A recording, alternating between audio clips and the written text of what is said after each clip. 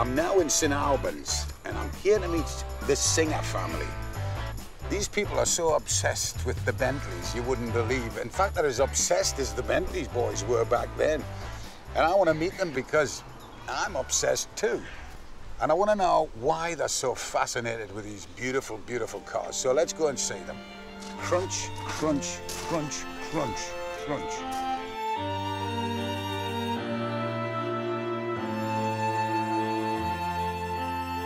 Hello, Adam. How Brian, are you? welcome. Come this in. Must be the lovely little Rachel. This is Rachel. Hello, my nice little to meet angel. you. My name's Brian. Hello, Brian. Sure. Lovely to meet you, my son. Do you know what I feel at home? Everybody thinks I'm nuts about cars. And I just know I've come home here. You guys are exactly the same. Come this way. Oh, we'll talk thanks, cars. my son. What a beautiful house you have here. Thank you. It's so beautiful. Oh, my. What's this you got here? Well, a few things for us to talk about. Yeah. So, this is what we're going to be seeing. This is the very first ever supercharged Bentley. Supercharged 2 years before Mr. Birkin supercharged his cars. Unbelievable. Only Bentley ever to have been supercharged at the factory. Raced by a woman.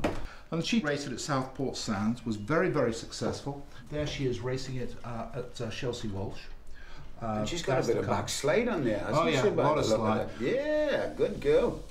She's knocking it there, isn't she? She's giving it She's some. doing well. And of course, because they were racing it, they crashed it fairly regularly too. So it got regularly rebuilt. And then finally, in 1926, she said, I know, let's supercharge the Bentley.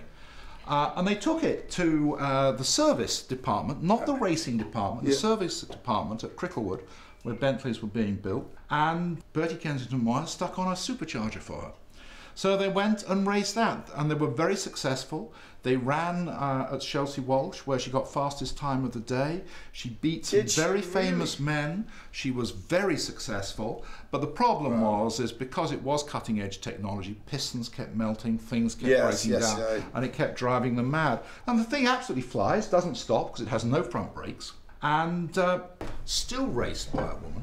Yeah, little tinker, aren't you? People don't think there was women racing then, but there certainly was, wasn't it? And when I look at the size of you, me darling, I mean, you need muscles. I mean, I know what it's like. There's obviously a great art to it. What do you love about racing the Bentleys? I love the stories behind them and the history most, I think. I love the fact it was a woman racing this one in the 20s and she had the balls to put a supercharger on it. But Adam, WO Bentley wasn't too enamoured with the blower, was he? It's true. Yeah, there's two parts of the story. First part of the story, when this was actually supercharged at the factory, he didn't seem to have a problem. And what WO believed is if you wanted to go faster, stick in a bigger engine. Because he believed in large, unstressed engines which would just go all day. And so that's what he did. So he didn't like supercharging. But racers, and you're a racer, you'll understand that what you wanted was you wanted the smallest, lightest chassis with the most power you could possibly get. And supercharging was a way of doing it. And of course, back in the mid-20s, it was cutting-edge technology and pretty unreliable. I've got to ask the obvious question. How did you and the family get so wrapped up in the Bentley myth and the legend? This is going the whole way, isn't it? Well, the thing about these cars is you get in them and you're absolutely the beginning of major motor racing. This is the history. This is the start. Everything you read about motor racing now, Lewis Hamilton, all started here. All the British passion. And you can't get into these cars and drive them and not think you're a Bentley boy going round Brooklyn or going round Le Mans hunting down evil SSKs. Yes. So over the years, you know, there was this little voice saying, Adam, you've got to get a Bentley. And then the other little voice saying, oh, but the throttle pedal's in the wrong place and they're heavy and they've got no synchromesh, don't do it. And then finally, the devil voice won. That's what happened to me. You see, went down, got a Bentley. The first time I saw one, Adam, I was 60 years old. I was at Henley having a pub lunch, and I'd seen photographs of them. I've seen them for sale in magazines. I'd seen them everywhere in postcards.